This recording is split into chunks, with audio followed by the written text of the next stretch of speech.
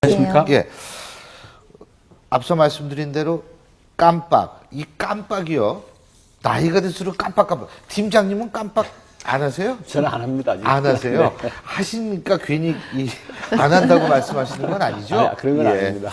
저도 이 깜빡 하는 경우가 많은데 이 중에서 사실 제일 깜빡하려면 저희 둘이 깜빡을 제일 많이 해야 되는데. 예. 근데요. 앞서도 말씀드렸지만 재판이 끝나면 판결문에 판사가 서명을 하는 모양이에요. 네. 예? 근데 이걸 깜빡할 수도 있는 모양이죠? 판결문에 효과를 발생하려 그러면 서명을 한 후에 법정에서 낭독을 해야 됩니다. 예. 그렇게 하면 판결이 효과가 생기고, 근데 문제가 뭐냐면 지금 올해 3건이 발생했다는데 예. 판결문에 서명이 지금 누락되는 게 발견됐다라는 거거든요.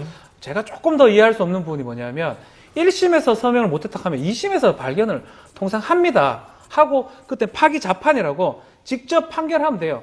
누락됐지만 이건 뭐 잘못된 거다. 괜찮다 해서 2심까지가 사실심이기 때문에 2심에서 보정이 되면 대법원까지 갈 리가 없는데 아마 좀 안타까운 부분이 1심, 2심 다 발견을 못한 것 같습니다.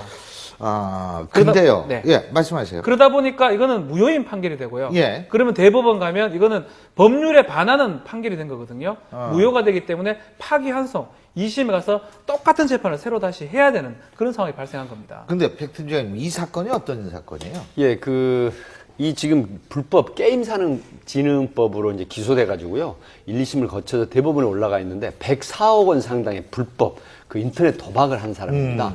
그렇게 돼서 이제 체포돼서 결국은 1심과 2심에서 이제 그 선고를 받았는데 결국은 이게 이제 박준빈 변호사 설명하셨지만은 재판에 관여한 법관의 서명이 있어야만 이게 그 효과가 있는 그런 판결문인데 결국은 대법원까지 올라가서 서명이 누락으로 해서 방금 설명하셨지만 이게 다 무효. 그래서 다시 하급심에서 재판을 진행해서 다시 올라오도록 그렇게 하는 상황. 이게요. 이 사람이 실제로 그 유죄 판결을 받은 거죠, 지금? 네. 유죄 판결을 받았고 집행유예 징역 1년에 집행유예 2년을 이제 선고를 받았는데 사실 이 사람이 유죄해서 죄를 지었지만 얼마나 황당하겠어요. 입장 바꿔놓고 생각해 보십시오. 저는 솔직히 말해서 이해가 잘 안 가는데요. 그렇죠. 법원 구조는 잘 모르고 있습니다만은 물론 사람이 깜빡할 수 있어요. 깜빡하더라도 저는 그 같이 법원 서기도 있고 여러 가지 그 나중에 서류도 한번 볼 것 같은데 어떻게 이런 사건이 일어났는지 정말 상식적으로 이해가 좀 안 됩니다. 사실 저는 이 사건이 맨 처음에 이렇게 저희 컴퓨터에 떴을 때 저는 해외 토픽 뭐 그런 건 줄 알았어요. 이게 국내에서 사건이라고 생각까지 안 들 정도로 좀 황당한 사건이라고 생각합니다. 저는 근데 이런 사건이 나온 것이 일부 재판관들이 재판받는 사람들의 심정과 심리를 좀 헤아리지 않으면서 좀 무책임한 데서 나온 것이 아닌가 이런 생각을 해봤습니다. 그 한 사람한테 재판을 받는다는 것은 진짜 굉장히 힘들고 짐 빠지고 맞습니다. 네, 힘든 예. 작업인데 그럼 재판부에서도 이제 판사한테 내 운명이 걸렸다고 생각을 하고 재판에 임하지 않습니까? 그런데 판사께서는 이렇게 가볍게 도장 하나를 안 찍으셔서 다시 그 고단하고 괴로운 과정을 또 임해야 된다는 것이 국민의 한 사람으로서 너무 좀 어처구니가 없고 좀 화도 나고 그러네요. 근데요, 이게 어처구니가 없는데 이러면 이제 2심 다시 해야 된다는 거 아니에요? 예. 그러면은 변호사 비용 같은 건 어떻게 계산이 됩니까? 글쎄요, 뭐 이게 예? 법 이거 원래 국가에서 줘야 되는 거 아니에요? 이렇게 되면? 원칙대로라면 이제 예? 국가 실수기 때문에 예. 그럴 가능성이 있지만 뭐 제가 변호사라면 뭐 그냥 공짜로 해줄 것 같습니다. 왜냐하면 그러니까 박 변호사님이시지. 딴 사람도 똑같다고 누가 보장을 해줘요? 이게 뭐 이제 이 재판이 새로 다른 재판 할 리는 없거든요. 예. 서명 날인이 지금 부족한 부분이기 때문에 그 서명 날인은 받는 것만 하면 되기 때문에 아마도 그냥 간단한 절차로 빨리 하지 않을까 생각이 듭니다. 근데 본인이 억울하다고 생각하면 처음부터 다시 하면은 새로운 증거 갖고 와도 할 말 없는 거 아니에요? 그게 문제입니다. 이제 만약에 지금 새로 재판을 하게 된 상황이기 때문에 네. 만약에 변호사, 피고인이 새롭게 한번 다퉈보자.